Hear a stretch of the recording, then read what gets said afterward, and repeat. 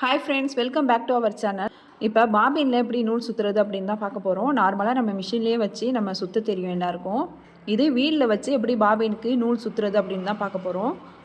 இப்போ பாபினை எடுத்துகிட்டு இந்த மாதிரி நம்ம பக்கம் பார்த்தா மாதிரி நம்ம நூலை சுற்றிட்டு நார்மலாக நம்ம ஸ்டிச் பண்ணுறப்ப எப்படி நூல் கண்டு மாட்டுவோமோ அதே மாதிரியே மாட்டிக்கலாம். ஏதாச்சும் பெரிய நீடில் எடுத்துகிட்டு இல்லைனா ஸ்க்ரூ ட்ரைவர் எடுத்து அதுக்குள்ளே இருக்க நம்ம பாபினை வச்சுக்கலாம். இப்போ வீலில் வச்சுட்டு இந்த மாதிரி த்ரெட்டை பிடிச்சிட்டே நம்ம சுற்றணும். நம்ம த்ரெட்டை லூஸாக விட்டோம்னா லூஸாக த்ரெட்டு சுற்றிடும். நம்ம ஸ்டிச் பண்ணுறப்ப தையல் நல்லா இருக்காது. ரொம்பவும் டைட்டாக நம்ம பிடிச்சோன்னா நின்றுக்கும், ஒழுங்காகவும் சுற்றாது. கொஞ்சம் லைட்டாக பிடிச்சிட்டு நம்ம இந்த மாதிரி சுற்றி எடுத்துக்கலாம்.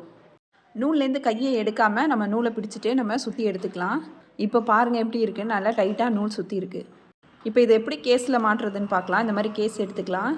இப்போ இதுக்குள்ளே இந்த பாபினை மாட்டிட்டு அந்த ஹோல் வழியாக த்ரெட்டை வெளியில் எடுத்துடலாம். இப்போ இதை எப்படி மிஷினில் வச்சு இன்சர்ட் பண்ணுறதுன்னு பார்க்கலாம். மேலே கொஞ்சம் ஓப்பனாக த்ரெட்டு தெரியுதுல்ல, அது மேல் பக்கமாக வச்சுட்டு நம்ம இந்த மாதிரி உள்ளாருக்க அழுத்தி விட்டுணும். லைட்டாக ஒரு சத்தம் வரும், வந்துச்சுன்னா நம்ம கரெக்டாக இன்சர்ட் பண்ணியிருக்கோன்னு அர்த்தம். அந்த மாதிரி சத்தம் வரலன்னா நம்ம கரெக்டாக மாட்டலை அப்படின்ட்டு எடுத்துகிட்டு திரும்ப மாட்டிக்கலாம். அதுக்கப்புறம் வீலை நம்ம பக்கமாக ஒரு சுற்றுனோம்னா த்ரெட்டு மேலே வந்துடும், பாபின் த்ரெட்டு. அதுக்கப்புறமா நம்ம ஸ்டிச் பண்ண ஆரம்பிச்சிடலாம். இந்த வீடியோ உங்களுக்கு யூஸ்ஃபுல்லாக இருந்துச்சுன்னா லைக் பண்ணுங்கள், ஷேர் பண்ணுங்கள், கமெண்ட் பண்ணுங்கள். மறக்காமல் சிவி சாய்ரா சேனலை சப்ஸ்கிரைப் பண்ணிவிடுங்க. தேங்க்ஸ் ஃபார் வாட்சிங்.